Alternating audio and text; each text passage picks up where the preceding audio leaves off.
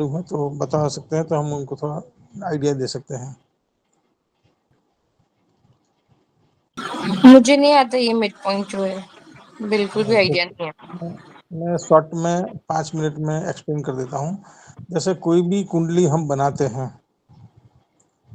तो उसमें लग्न आता है, लग्न जो आता है तो उसमें आता है लग्न इस राशि का इतनी डिग्री का इतनी कला की है, ऐसा आता है। बराबर, मान लीजिए कोई अपने बनाया तो एस्केलेंट, जो लग्न को एस्केलेंट इंग्लिश में बोलते हैं, एस्केलेंट जो मान लीजिए 21 डिग्री का आया, तुला का 21 डिग्री का एस्केलेंट आया, तो 21 डिग्री से 15 माइनस करेंगे तो तुला का 7 डिग्री से पहला भाव शुरू होगा, 21 डिग्री उसका मध्य रहेगा, और उस 21 डिग्री में 15 डिग्री ऐड करेंगे तो 6 डिग्री का वृश्चिक का भाव का अंत होगा। यानी पहला भाव की शुरुआत जो होगी तुला के 6 डिग्री से होगी और वृश्चिक के 6 डिग्री पे पहला भाव खत्म होगा। तो मिड पॉइंट जो है भाव का, लग्न का जो मिड पॉइंट है वो 21 डिग्री तुला का रहेगा। तो तुला का 21 डिग्री वो उस कुंडली का उस भाव का मध्य बिंदु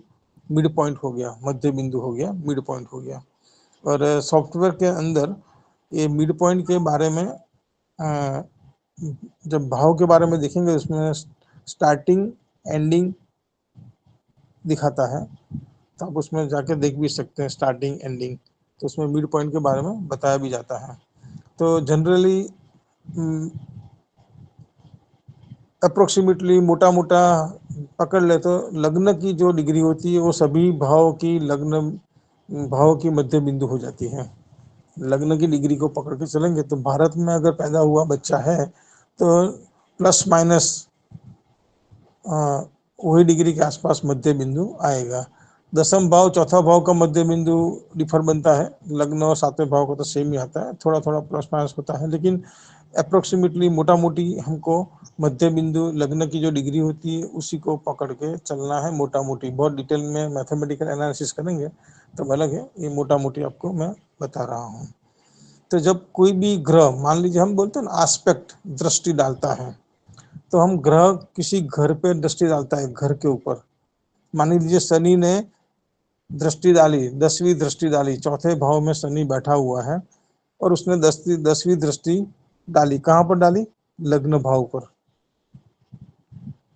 तो शनि का पहले भाव में, लग्न भाव में दृष्टि है, अगर 21 डिग्री का शनि है वहां पे चौथे भाव में और 21 डिग्री का मध्य बिंदु लग्न का है, उसके ऊपर अगर वो दृष्टि डाल रहा है तो शनि पहले भाव को एफ्लिक्ट जबरदस्त करेगा, क्योंकि उसका 21 पॉइंट एग्जैक्ट कंजक्शन हो रहा है मिड पॉइंट का।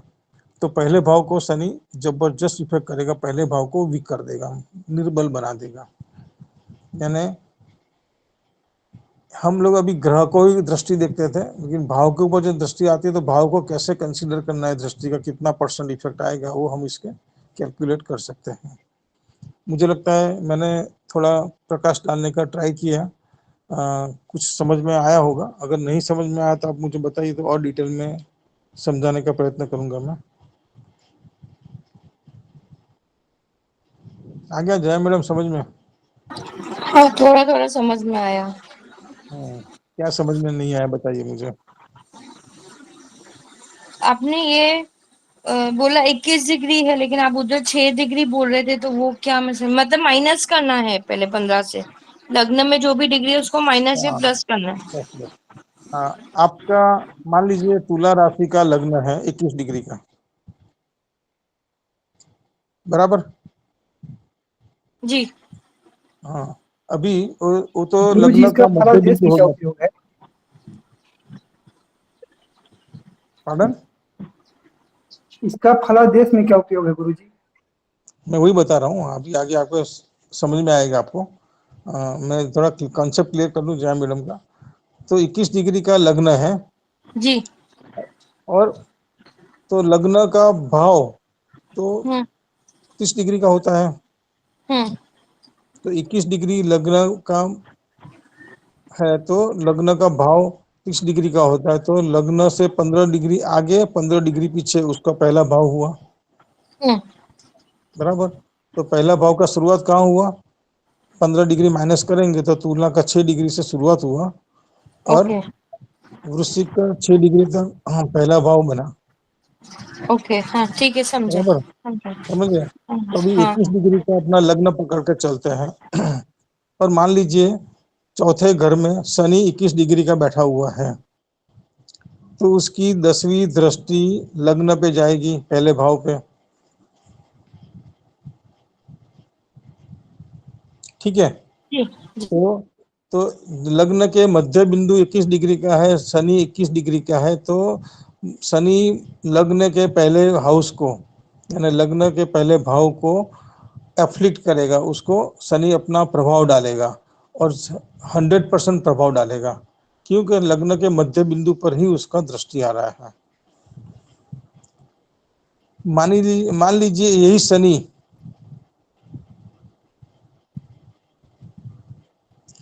3 डिग्री का है,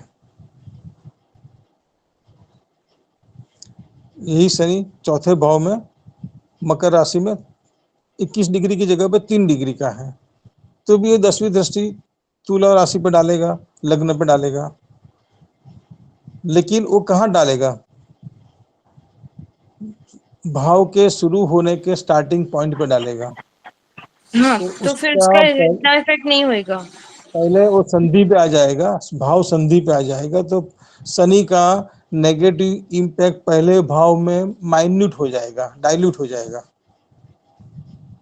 तो शनि पहले भाव के इतना इफेक्ट पहले भाव को निर्बल नहीं बना सकता, इतना जितना 21 डिग्री पे बना सकता है, इतना वो 3 डिग्री पे नहीं बनाएगा।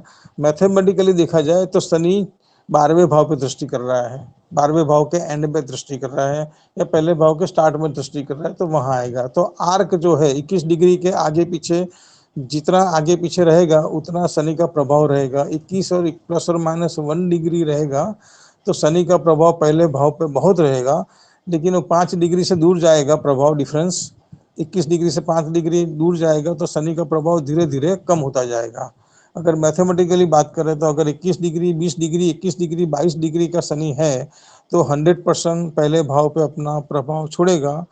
लेकिन अगर वो 5 डिग्री माइनस कर दीजिए, यानी 15 डिग्री 14 डिग्री 13 डिग्री के आसपास का शनि है, या 26 डिग्री 27 डिग्री का शनि है, तो इस भाव पे प्रभाव उसका 50% से भी कम हो जाएगा। तो भाव का प्रभाव, अशुभ ग्रह भाव का शनि का दृष्टि का पहले भाव पे प्रभाव इस तरह से प्लस माइनस कैसे होता है या कितना प्रभाव पड़ेगा, वो हम देख सकते हैं। तो जब हम तो कुंडली ये हम देखने की सब बात, प्लैनेट्स का देखेंगे ना, मतलब शनि नहीं, हाँ सब प्लैनेट्स का देखेंगे ना। जी, मैंने एक एग्जांपल बताया, इसी अच्छा तरह ठीक है। बाकी सब ग्रहों के बारे में और सभी भाव के बारे में देख सकते हैं। मान लीजिए 5वें भाव की बात कर रहे हैं, तो हम्म 5वें भाव को मान लीजिए गुरु कारक है, अगर 5वें भाव को देखता है, लेकिन वो संधि में देखता है या आजू बाजू, तो उसका इतना प्रभाव नहीं डालेगा, लेकिन वो मध्य बिंदु को देखता है तो उसका फुल प्रभाव आएगा। तो इन्फ्लुएंस प्रभाव जो भी ग्रह का होता है उस भाव पे, तो भाव तब बली हो जाएगा। कई बार बोलते हैं ना, ग्रह अपने ही भाव को देख रहा है तो भाव को मजबूत करेगा, लेकिन वो भाव के मध्य बिंदु को देखेगा तो पूरा मजबूत करेगा, लेकिन संधि पे देखेगा तो उतना मजबूत नहीं करेगा, तो उसका ओके। इंटेंसिटी कम हो जाएगा। तो ये कुंडली एनालिसिस करने के टाइम एक ये पॉइंट को भी देखा जाता है, तो इसको देखना बहुत जरूरी होता है। तो इससे हमको मालूम पड़ता है कि कुंडली एनालिसिस में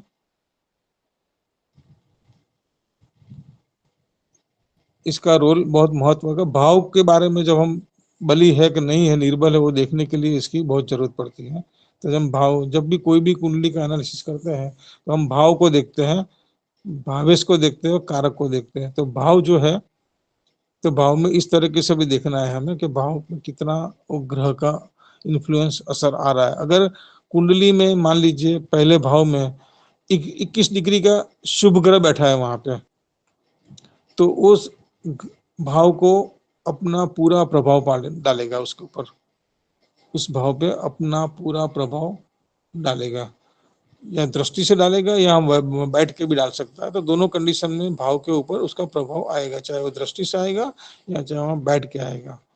मान ली कई बार हम बोलते हैं शुभ ग्रह शुभ ग्रह वहां पे बैठे हुए हैं, तो शुभ ग्रह का प्रभाव उस घर। बोग्यता जी ने कुछ क्वेश्चन पूछा है, मैसेज किया उन्होंने कुछ।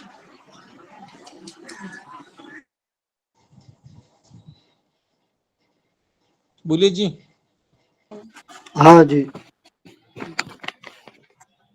क्या क्या क्वेश्चन है, बताइए आपका।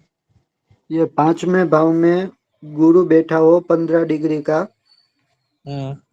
तो उससे 10 गिनेंगे तो दूसरा भाव आएगा, पर उससे एक पहले इस लग्न में वो गुरु अपना प्रभाव डालेगा, वैसा ना? हाँ, वो पांचवें भाव पे भी प्रभाव डालेगा और जहां दृष्टि करेगा वहां भी प्रभाव डालेगा। हाँ तो भाव के ऊपर उसका इम्पैक्ट कितना आएगा वो जानने के लिए हम डिग्री देखेंगे कि भाव का मध्य बिंदु क्या है और ग्रह कितने डिग्री का है। अगर भाव का मध्य बिंदु और उसके आसपास के 1 डिग्री 2 डिग्री पे ग्रह है तो भाव के उसको प्रभाव ज्यादा रहेगा, लेकिन भाव की संधि में अगर ग्रह का आ रहा है तो भाव के ऊपर उस ग्रह का प्रभाव दृष्टि में या जहां बैठा है वहां पे कम रहेगा। जी। जी, क्लियर। हाँ गुरु जी कितने डिग्री से कितने डिग्री तक बलि माना जाता है कोई भी ग्रह? नहीं, ग्रह की बात कर रहे हैं तो ग्रह में तो युवा अवस्था जो 5 डिग्री से ऊपर 6 डिग्री ऊपर जाता है, 25 डिग्री तक डिग्री वाइज ग्रह स्ट्रेंथ पकड़ता है। लेकिन जब हम भाव की बात कर रहे हैं, भाव के अंदर ग्रह का प्रभाव की बात कर रहे हैं, भाव के बारे में, तब ये भाव का मध्य बिंदु पे जितना नजीक रहेगा उतना ज्यादा प्रभाव ग्रह का उस भाव पे रहेगा। ये चाहे दृष्टि से प्रभाव डालेगा चाहे वहां बैठ के प्रभाव डालेगा, तो उतना ही प्रभाव उस भाव के ऊपर ज्यादा रहेगा। जी गुरु जी। ठीक है, आई थिंक सो। ये भाव के ऊपर जो एस्पेक्ट आती है ग्रह की, उसकी स्ट्रेंथ हमने पकड़ने का ट्राई किया है। ठीक है, क्लियर हो गया लगता है। जी गुरुदेव। जी जी जी। अभी थोड़ा आगे डिस्कस करें। हम लोग सब जानते हैं कि भाई अभी आपने पूछा था डिग्री वाइज जो ओल्ड एज वाला, और यानी ओल्ड एज यानी 26 डिग्री से 30 डिग्री के बीच में है, और इन्फिनिटी यानी क्या बोलते हैं 0 से 5 डिग्री वाला, वो ग्रह अंश बल में निर्बल होता है, बाकी वो जनरली बली होता है। 10 डिग्री से 20 डिग्री में ज्यादा पावरफुल होता है, डिग्री वाइज हम सब जानते हैं, युवा देखते हैं तब। बाल्य में। हाँ हाँ, जिसको अभी हम डिग्री में बात कर रहे हैं उसका टाइटल दे दे युवा अवस्था जो भी। दूसरा एक होता है, दूसरा एक चीज आगे लिखते हैं जरा, डिस्पोजिटर। डिस्पोजिटर शब्द सुना होगा आप लोगों ने। डिस्पोजिटर, मान लीजिए कोई एक कुंडली है, उसके अंदर नवम भाव में गुरु कर्क राशि में उच्च का बैठा हुआ है। वृश्चिक लग्न की कुंडली है, जस्ट मैं एग्जांपल से समझाना चाहता हूँ डिस्पोजिटर क्या होता है, क्योंकि ये जनरली हम लोग क्लास में पढ़ते हैं लेकिन ये सब कॉन्सेप्ट अभी हम लोग को नहीं समझाया गया अभी तक, तो मैंने बोला ये सब समझाने का ट्राई करता हूँ मैं।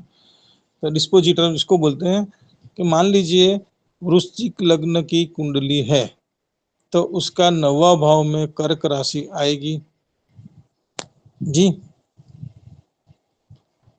अगर वहां पे गुरु बैठ गया तो वृश्चिक लग्न की कुंडली में 9वें भाव में कर्क राशि में अगर गुरु बैठ जाता है तो गुरु उच्च का हो गया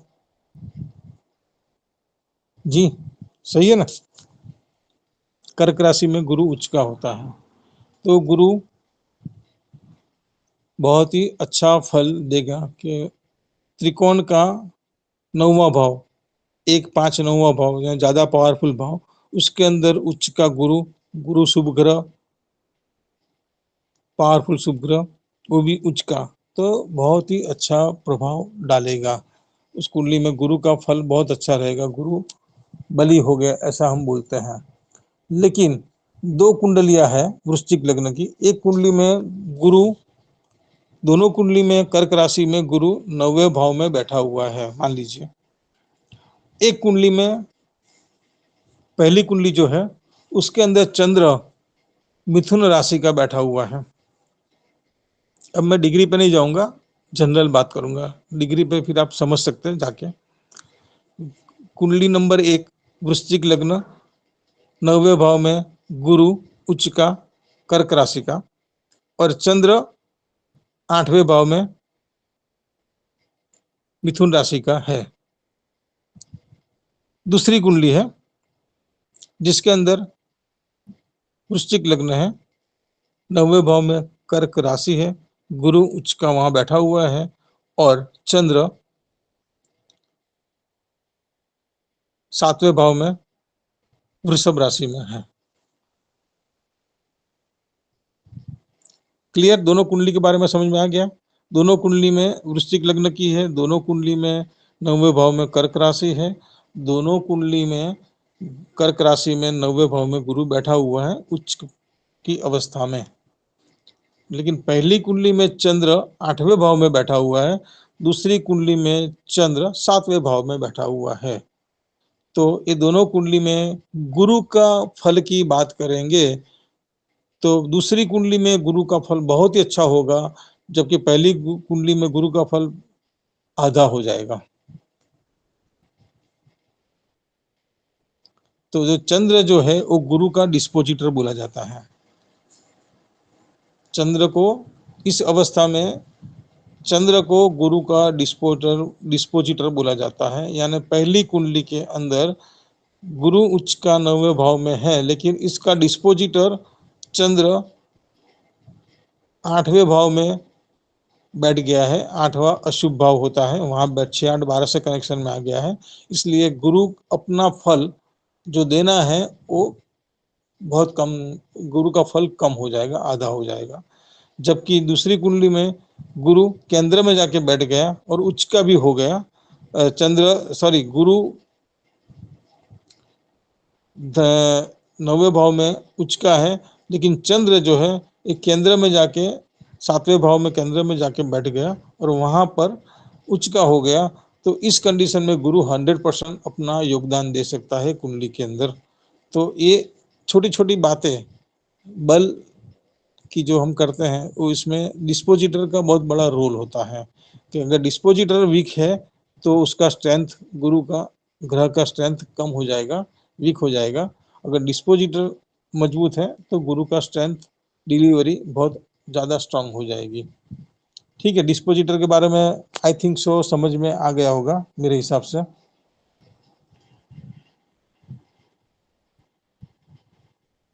ठीक है, तो ये हम जो बल की बात करते हैं कहीं भी कुंडली में, तो ये डिस्पोजिटर देखना बहुत ही जरूरी होता है।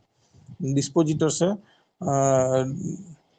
डिस्पोजिटर इन एस्ट्रोलॉजी करके JN भसीन साहब की बुक है, जिसमें डिस्पोजिटर के बारे में पूरे 150-200 पेज के किताब है। इसमें बहुत डिटेल में उन्होंने समझाया हुआ है। अगर किसी को ज़्यादा स्टडी करना है तो JN भसीन साहब की डिस्पोजिटर की बुक, या KN राव साहब का भी कई कई आर्टिकल है, वो बहुत सारे ऑथरों के आर्टिकल मार्केट में अवेलेबल है, आप पढ़ सकते हैं। तीसरा एक पॉइंट लिखते हैं, डिस्पोजिटर हम लोगों ने स्टडी किया, भाव का मध्य बिंदु स्टडी किया, अस्त ग्रह, कम्बस्ट ग्रह, सूर्य के जो ग्रह कम्बस्ट हो जाता है वो अपना फल नहीं दे पाता है, हम वो जानते हैं, अच्छी तरह जानते हैं। तो हम उसके बारे में थोड़ा आगे देखते हैं कि भाई कैसे कम्बस्ट हो जाता है। तो कम्बस्ट हो जाता है कोई भी ग्रह, मान लीजिए हम जनरली ऐसा मानते हैं कि सूर्य के नज़दीक में कुछ डिग्री सबकी बताई गई है कि भाई इस ग्रह का इतने डिग्री के पास आएगा तो कम्बस्ट हो जाएगा। लेकिन हम यूनिवर्सल थोड़ा एवरेज लेके बात करें तो सूर्य के आगे या पीछे 10 डिग्री के अंदर, मोटा मोटी याद करें, एग्जैक्ट हमको डिग्री याद नहीं रहती है तो हम मोटा मोटी पकड़ लेते हैं 10 डिग्री, क्योंकि मंगल 17 डिग्री पे, शुक्र 10 डिग्री पे, सैटर्न 15 डिग्री पे कम्बस्ट होता है। ऐसा अलग अलग सबका डिग्री होता है, लेकिन हम एवरेज 10 डिग्री पकड़ के चल लेते हैं। तो सूर्य के आगे पीछे 10 डिग्री के अंदर कोई भी ग्रह अगर आ जाता है तो वो ग्रह कंबस्ट हो जाता है, अस्त हो जाता है। अस्त हो जाने के मतलब का सूर्य तेजस्वी ग्रह है, उसकी एनर्जी के अंदर ऐसा जनरली बोला जाता है कि भाई बाकी ग्रह का बंद हो जाता है तो उसका पावर अपना डिलीवर नहीं कर पाता, उसकी स्ट्रेंथ डिलीवर नहीं कर पाता है, इसीलिए वो अस्त हो जाता है तो अपना फल नहीं दे पाता है। और ये बात सही है कि जब कुंडली में ग्रह अस्त हो जाता है तो अपना स्ट्रेंथ जो है वो दे नहीं पाता, अपना डिलीवर नहीं कर पाता है। अभी कई बार ऐसा हो देखा गया है कि कुंडली में मान लीजिए चौथे घर में सूर्य बैठा है और पांचवें घर में कोई मान लीजिए मंगल बैठा है, तो चौथे घर में सूर्य बैठा है, पांचवें घर में मंगल बैठा है, लेकिन दोनों का डिग्री का डिफरेंस अगर 10 डिग्री 12 डिग्री के आसपास निकलेगा तो मंगल भले दोनों अलग अलग राशि में है, अलग अलग घर में है, लेकिन मंगल अस्त हो जाएगा। तो जरूरी नहीं कि दोनों एक ही राशि में होना चाहिए। यानी जनरली हम लोग अस्त ऐसे देखते हैं कि भाई चलो चौथे भाव में सूर्य के साथ जो ग्रह बैठा है उसी को अस्त मानते हैं, लेकिन सूर्य से 10 डिग्री आगे पीछे जाएंगे तो पीछे वाला भाव या आगे वाला भाव के अंदर भी ग्रह बैठता है या दूसरी राशि में जो ग्रह बैठता है वो भी उसमें डिग्री के आर्क में आ जाता है तो ग्रह अस्त हो जाता है। इससे कई बार हम लोग वहाँ पे मिसगाइड हो जाते हैं कि जहाँ पे दोनों ग्रह अलग अलग राशि में अलग अलग भाव में बैठे हैं, सूर्य एक भाव में बैठा है, दूसरे भाव में दूसरा ग्रह बैठा है, लेकिन दोनों का बीच का डिग्री कम होने की वजह से सूर्य के इन्फ्लुएंस में प्रभाव में दूसरा ग्रह आ जाता है तो वो ग्रह अस्त हो जाता है। तो वो ग्रह अपना पूर्ण फल देने के लायक नहीं होता है, यानी वो निर्बल हो जाता है। ठीक है, तो जरूरी नहीं कि दोनों एक ही राशि में हो, दोनों एक ही घर में हो। अलग अलग राशि में भी हो सकता है, अलग अलग घर में भी हो सकता है, या एक ही घर में भी हो सकता है, एक ही राशि में भी हो सकते हैं। एक से अधिक ग्रह भी अस्त हो सकते हैं। मान लीजिए जिगिस्तर की कुंडली है, उसमें दूसरे भाव में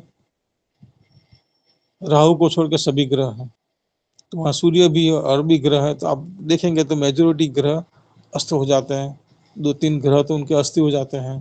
दूसरे भाव वेल्थ भाव अच्छा भाव माना जाता है कुंडली का, वेल्थ भाव, उसमें सभी ग्रह लग्न भी वहाँ और उसका मालिक भी वहाँ, कोई ग्रह वहाँ उच्च का भी होता है तो कोई ग्रह वहाँ नीच का भी होता है, नीचभंग सभी होता है।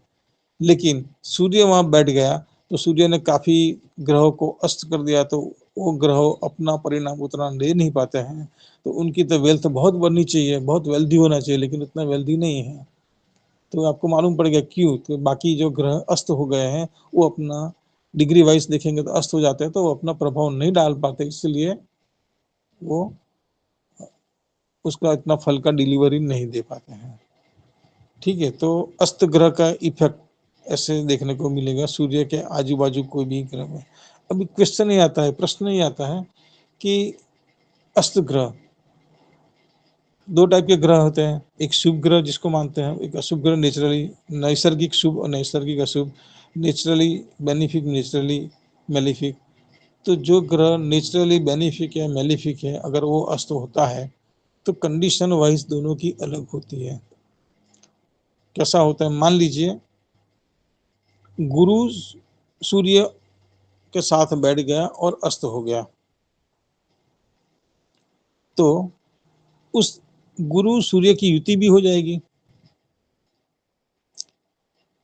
तो सूर्य अशुभ ग्रह है, गुरु शुभ ग्रह है, तो शुभ अशुभ ग्रह, नैसर्गिक अशुभ नैसर्गिक शुभ ग्रह की युति हो जाएगी, सूर्य का प्रभाव गुरु पे आ जाएगा, तो गुरु अपना जो भी डिलीवरी देगा उसकी डिलीवरी कम हो जाएगी, और गुरु सूर्य के प्रभाव में आके सूर्य जैसा ही बिहेव करे तो वो गुरु के अंदर इगोइस्टिक कैरेक्टरिस्टिक आ जाएगी, सूर्य के प्रभाव आने लगेंगे।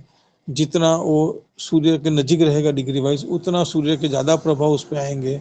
लेकिन सूर्य का थोड़ा थोड़ा पॉजिटिविटी गुरु का थोड़ा थोड़ा पॉजिटिव सूर्य पे आने चाहिए, आएगा, दोनों कंडीशन राइज हो सकती है, लेकिन सूर्य का प्रभाव ज्यादा रहेगा। अब उसको फंक्शनली बेनिफिक या बेनिफिक चेक करेंगे। अगर सूर्य सूर्य केंद्र त्रिकोण का मालिक है तो केंद्र त्रिकोण का मालिक होने की वजह से सूर्य शुभ परिणाम देने वाला हो जाता है। अरे सॉरी, सूर्य त्रिकोण का मालिक है, अगर मान लीजिए 5वें और 9वें भाव का मालिक है, लग्न का मालिक है, तो सूर्य मेलिफिक की जगह बेनिफिक प्रभाव डालेगा, तात्कालिक असर उसका बेनिफिक रहेगा, शुभ शुभ रहेगा। तो जब शुभ ग्रह गुरु सूर्य से अस्त होगा तब इतना गुरु को इफेक्ट नहीं आएगा जितना सूर्य 3, 6, 8, 12 भाव के मालिक होके गुरु की युति में असर डालेगा। तो गुरु का सूर्य किस भाव का मालिक है, गुरु किस भाव का मालिक है, उसका भी उसमें कंसीडर करना है। तो जब युति होती है कम्बस्ट अस्त की युति, तब उसमें ये भी देखा जाता है। जनरली बुध और सूर्य और शुक्र ये आजू बाजू, बुध सूर्य के आजू बाजू रहने वाले ग्रह हैं, उनका पेरीफेरी बहुत छोटा है, तो उनकी युति हमेशा साथ में रहती है। तो हम बोलते हैं बुधादित्य योग, बहुत सुना होगा आपने, बुधादित्य योग, सूर्य और बुध का बुधादित्य योग होता है। बहुत सारी कुंडली में आप देखेंगे बुधादित्य योग, क्योंकि साल में बहुत टाइम तो सूर्य और बुध आगे पीछे 18 डिग्री के आगे पीछे घूमता रहता है। तो बहुत बार सूर्य बुध एक दूसरे के संसर्ग में नजदीक में आते हैं। तो जब सूर्य और बुध 10 डिग्री के अंदर होता है, 10 डिग्री के अंदर होता है, तो अस्त हो जाता है बुध। तो उस टाइम सूर्य बुध का बुधादित्य का इतना फर्क, बुध इतना डिलीवरी नहीं दे पाता, इंटेलिजेंसी का डिलीवरी जो देना चाहिए बुध को उतना नहीं दे पाता है। हाँ, लेकिन वो सूर्य की तरह अपना तेज दिखाएगा इंटेलिजेंसी का, लेकिन इनहेरेंट इंटेलिजेंस मर्क्यूरी की जो स्ट्रेंथ होती है, बुध की स्ट्रेंथ होती है, इनहेरेंट स्ट्रेंथ, वो इतना डिलीवर नहीं कर पाएगा। क्यों? कि वो सूर्य से अस्त हो गया है। लेकिन वो सूर्य से 10 डिग्री से दूर जाता है और दोनों की युति बनती है, तो बुध अपना डिलीवरी दे पाएगा, वो अपने का नॉलेज, अपना इंटेलिजेंसी प्रभाव डाल पाएगा, और उसका खुद के ऊपर उसका यूज असर दिखेगा, और खुद के ऊपर उसका प्रभाव डालेगा, और खुद अपना इंटेलिजेंसी का यूज करके अपने लाइफ के अंदर यूज करेगा। लेकिन वही बुध सूर्य से ज्यादा, 10 डिग्री से ज्यादा, लेकिन 20 डिग्री से ज्यादा दूर चला गया और युति कर रहा है एक ही राशि में, तो उसकी इंटेलिजेंस, बुध की इंटेलिजेंसी जो है वो अच्छी तरह बाहर आएगी, लेकिन वो समाज के अंदर डिलीवर भी होगा। पहले जो कंडीशन थी उसमें वो इंटेलिजेंसी खुद के अंदर डिलीवर कर रहा था, खुद उसका यूटिलाइज कर रहा था, समाज को डिलीवरी नहीं दे रहा था, लेकिन वो समाज को भी डिलीवरी देगा।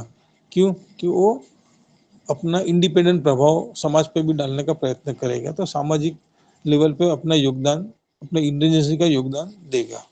तो बुधादित्य योग इस तरह होता है। वो अस्त का जो ग्रह होता है उसके इफेक्ट हम एनालाइज कर रहे हैं। आई थिंक सो, मैं जो समझ रहा हूँ बहुत फास्ट तो नहीं बोल रहा हूँ ना, क्योंकि नहीं अगर समझ में नहीं आया तो बताइएगा हमें। समझ आ गया सब कुछ। ओके जी। तो जो कम्बस्ट प्लैनेट होता है, अस्त प्लैनेट होता है, उसको हम निर्बल प्लैनेट बोलते हैं, उस ग्रह को हम निर्बल बोलते हैं। अगर लग्नेश किसी कुंडली में अस्त हो जाता है, मान लीजिए लग्नेश है और किसी कुंडली में अस्त हो जाता है, तो उसका प्रभाव कोई व्यक्ति के माइंड पे और बॉडी पे, देह पे दिखाई पड़ता है। मान लीजिए मकर लग्न है और उसका मालिक शनि, जस्ट एग्जांपल, मकर लग्न है, उसका मालिक शनि 10वें भाव में तुला राशि में अस्त हो गया सूर्य से, डिग्री वाइज नजीक, 1-2 डिग्री का, 1 डिग्री का डिफरेंस है। तो शनि लगने से केंद्र, बलवान केंद्र में बैठा हुआ है, पावरफुल शनि है, अच्छा है, उच्च का है, तुला राशि में शनि उच्च का है। लेकिन वहाँ नीच का शनि बैठ जाता है और वो सूर्य शनि को अस्त कर देता है। तो शनि डिग्री वाइज अगर 1 डिग्री या 2 डिग्री का फर्क पड़ेगा सूर्य और शनि के बीच में, तो उच्च का शनि लग्नेश होने के बावजूद, उच्च का होने के बावजूद, बलवान केंद्र में होने के बावजूद वहाँ पे प्रभाव नहीं डाल पाएगा इतना जितना सूर्य का प्रभाव आएगा। सूर्य 10वें भाव में अपना स्ट्रेंथ होता है, दक्षिण दिशा में उसका स्ट्रेंथ ज़्यादा होता है, तो सूर्य अपना प्रभाव शनि पर डाल देगा। दूसरा, सूर्य और शनि एक दूसरे के शत्रु है।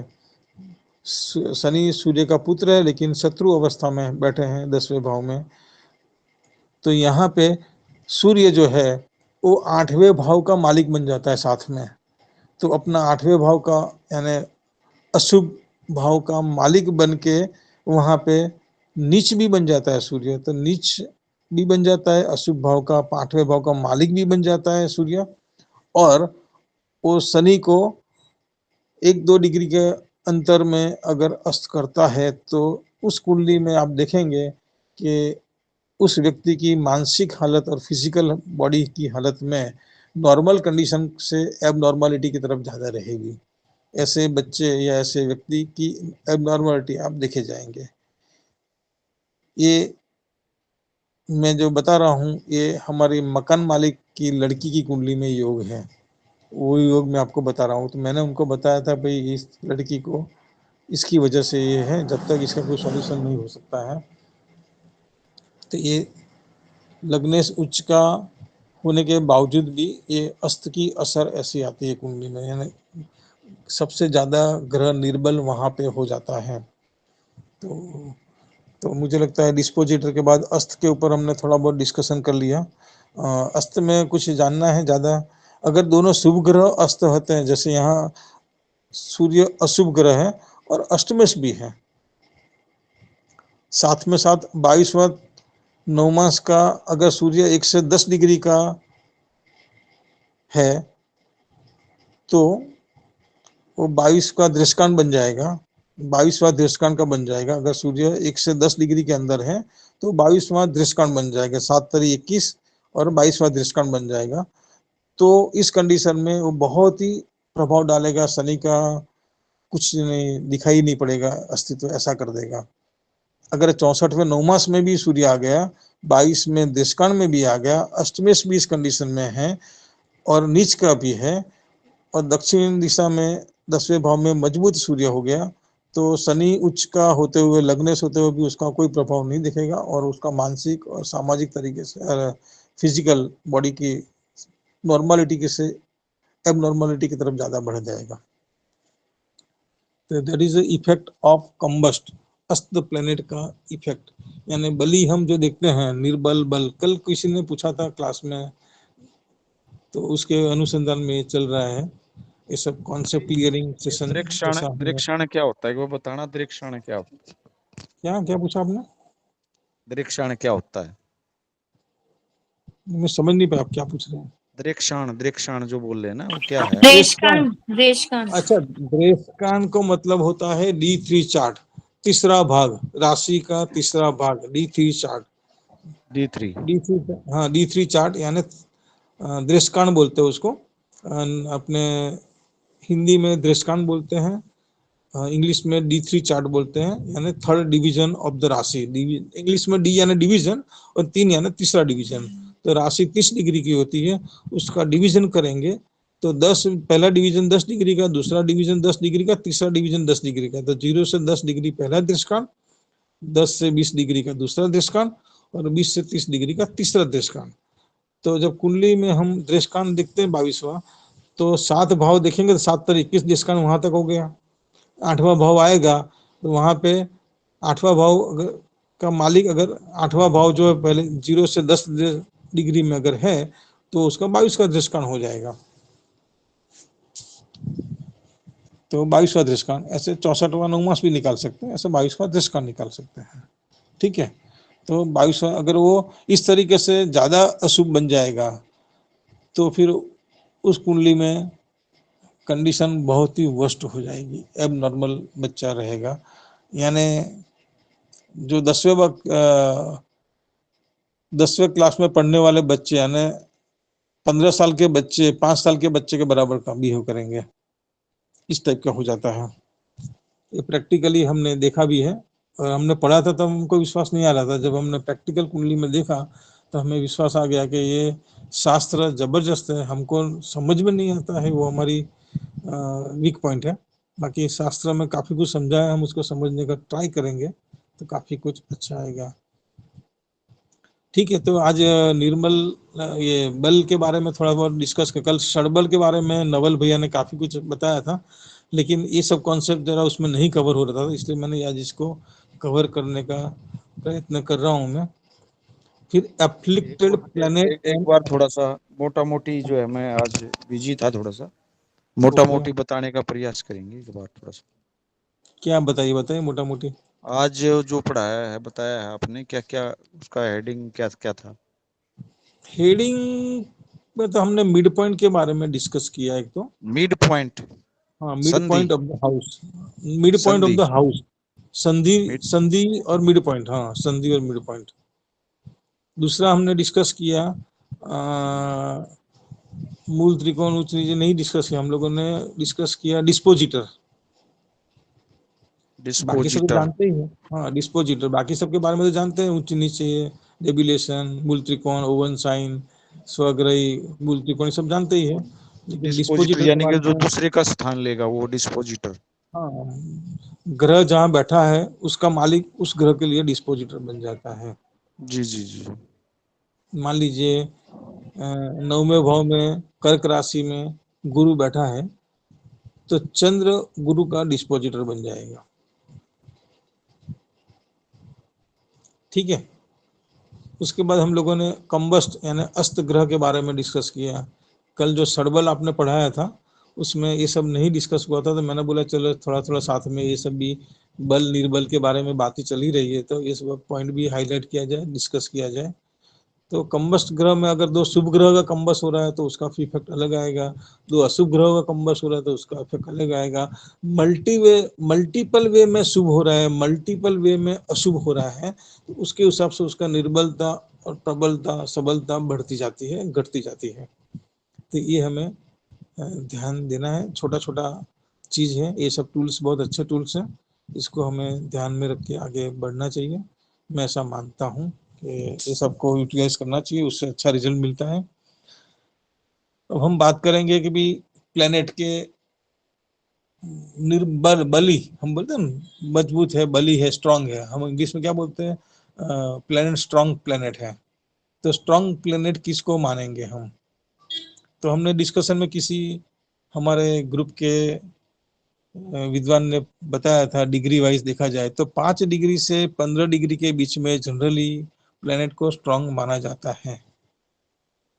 5 डिग्री से नीचे 0 से 5 डिग्री और 26 से 30 डिग्री को प्लेनेट को वीक माना जाता है, जिसके अंदर वो अवस्था बताई गई है अपने शास्त्रों में, युवावस्था, कुमारावस्था, जन्म के, वृद्धावस्था। वृद्धावस्था, ये सब जो वर्ड यूज किए गए। तो मैं डिग्री वाइज पकड़ता हूँ, 5 से 25 याद रखिए, बहुत ही अच्छा है। बराबर।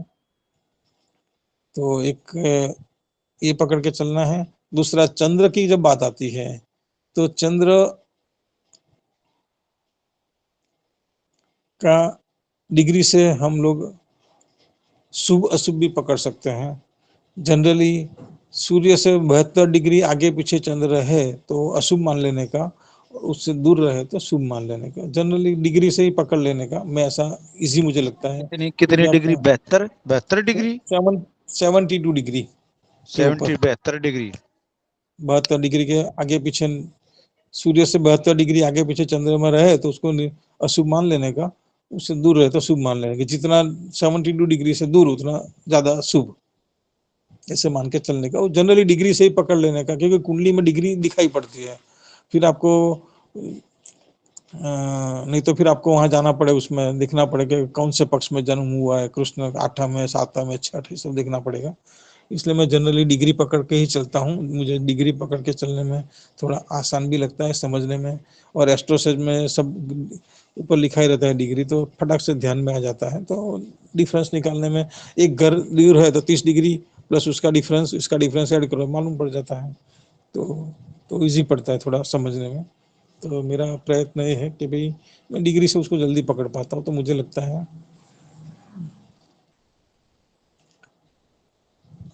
ग्रह प्लेनेट की स्ट्रेंथ की हम बात करेंगे तो प्लेनेट की स्ट्रेंथ में कोई भी प्लेनेट 5 यानी ग्रह 5 डिग्री से 25 डिग्री में पर्टिकुलरली वो अपना स्ट्रेंथ दिखाएगा।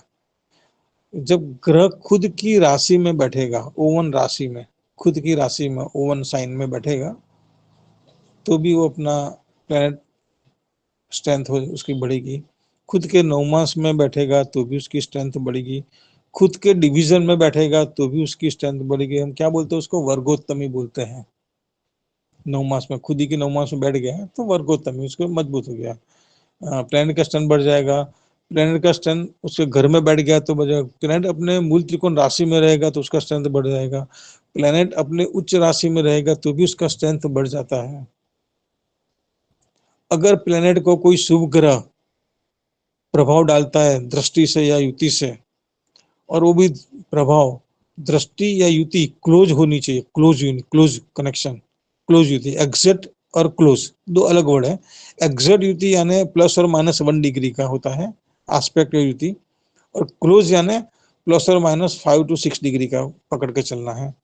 तो +or- 5 डिग्री का क्लोज होता है, और एग्जैक्ट +or- 1 डिग्री को एग्जैक्ट युति या दृष्टि मानते हैं। ठीक है, तो क्लोज कंजक्शन में या क्लोज दृष्टि में कोई भी प्लैनेट आएगा शुभ ग्रह के, तो भी वो प्रभाव शुभ ग्रह का उस ग्रह के ऊपर प्रभाव आएगा तो प्लैनेट की स्ट्रेंथ बढ़ जाती है, उस ग्रह की स्ट्रेंथ बढ़ जाती है।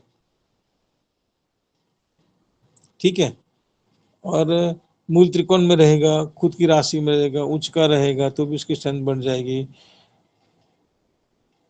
अगर भाव की बात करें तो उसके मिड पॉइंट पे कोई शुभ ग्रह का एग्जैक्ट या क्लोज इन्फ्लुएंस प्रभाव आ जाएगा तो भाव भी शुभ बन जाएगा। तो भाव भी शुभ बन जाएगा। प्लेनेट के साथ हम भाव को भी देख लेते हैं, भाव भी शुभ बन जाएगा।